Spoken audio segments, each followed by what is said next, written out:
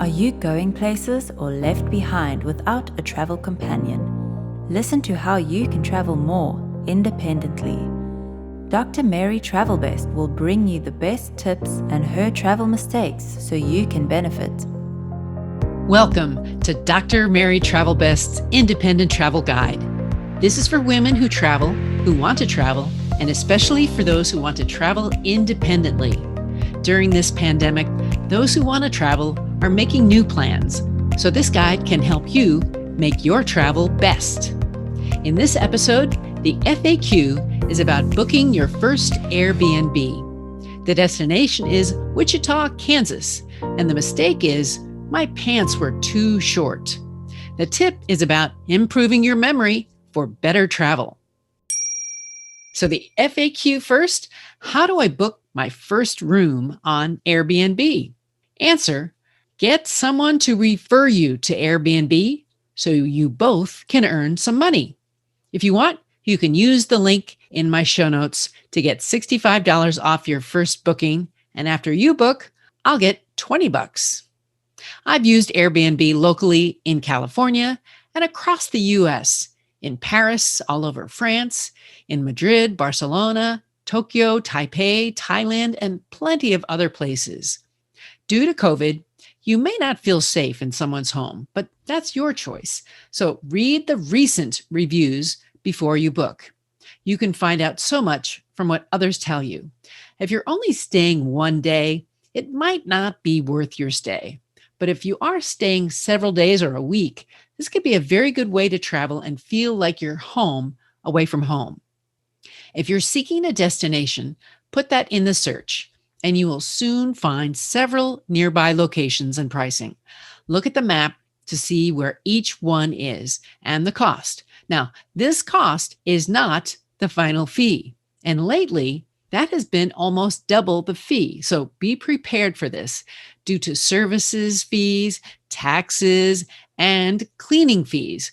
A $77 suite could cost you $140 easily.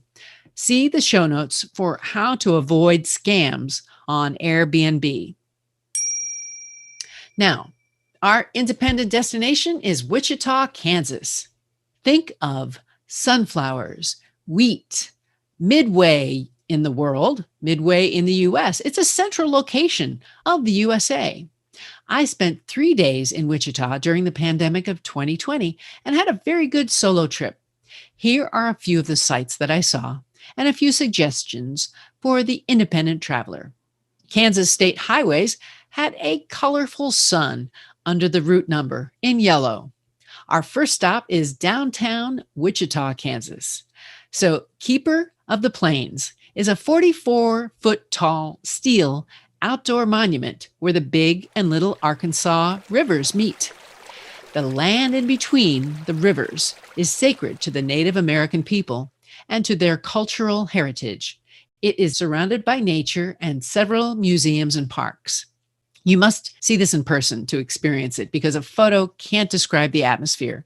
The Keeper represents a brotherhood of all Native Americans and joining of all communities of the plains. This icon was erected in 1974, and the larger plaza brings people out to see the Ring of Fire at night. It is now 30 feet higher with a new pedestal. And there's even a troll here. If you want to learn about the local legends, hint, it's a statue. Look for the show notes for lots more. Nearby, you can park and walk to Exploration Place. I took a short tour, but most of the exhibits did not interest me. The Great Plains Nature Center was a delightful place, and I hiked that area as well. Be sure to wear bug repellent as there are several flying insects. Experience that unique wildlife and habitats of the Great Plains, all in a natural urban setting. Ducks, yes. Chisholm Creek Park, like the Chisholm Trail. Also, there's an observatory, not well known, where you can just sit and watch wildlife from indoors in a big room with glass all around, and it's free. The art museum was a nice change of pace and very reasonable admission fee. And the Sedgwick County Zoo This was one of my favorite parts of the city. I loved how the tropical forest and exhibits were so well organized. Don't miss this zoo. The birds exhibits were exceptional. So were the reptiles, penguins, and elephants. And even 2 giraffes at the end of my visit seemed happy to be there.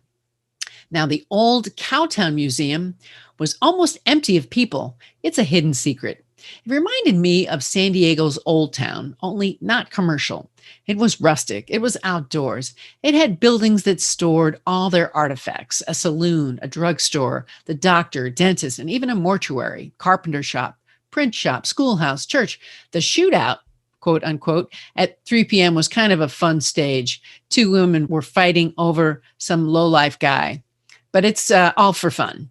The old Cowtown Museum was a stage in a Western movie. And I think it was like something I just watched on TV. So go there for yourself someday. There's lots of history here. Some other things, the Botanica Garden was very pretty, but it was closing when I arrived.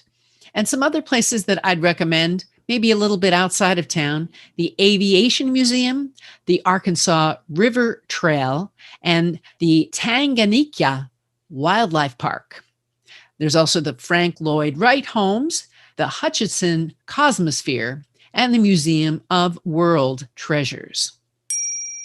Today's mistake, wearing the wrong length pants in Thailand.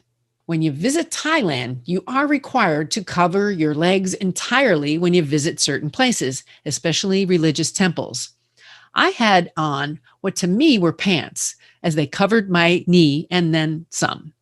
However, the temple people told me that I had to wear real long pants. So I went to the outdoor market and bought a pair that went over my regular pants. So I wore 2 layers. These new pants cost about $1, and they make for good pajamas now and a good memory. But don't make my mistake. Wear long pants when you visit a temple. Now for today's travel advice, we're going to talk about memory tips. Remembering important names, dates, and facts will help you travel better. And we want to travel best, right? As we get older, some of us lose our short-term memory. So how do we keep up with remembering names and important places during travel? Here's a list for you to improve your memory while traveling. And it's a short list. First of all, say the names and places out loud. That will help you hear them as well. Then you could look at the person who you are remembering their name. Use as many senses as possible to indelibly put that in your memory. Then try to remember something that rhymes with that word. For example, if you're meeting somebody named Nancy, think of fancy. And lastly, phone numbers are really hard to remember. So I like to write those down, put them in notes on your phone or write it down on some kind of a piece of paper. Then you can access it more often. So if you've got a memory tip, please share it here before you forget. I want to bring meaning to your travel. So thank you for listening to the world's first guide to independent travel. And please find me on the web, social media, and audio. Helping women travel best is my goal. I'm looking for you to travel best. So let me know what's on your bucket list. What's on your travel bucket list? Tell the doctor and her team of women who travel the world seeking the very best. Dr. Travelbest, that is.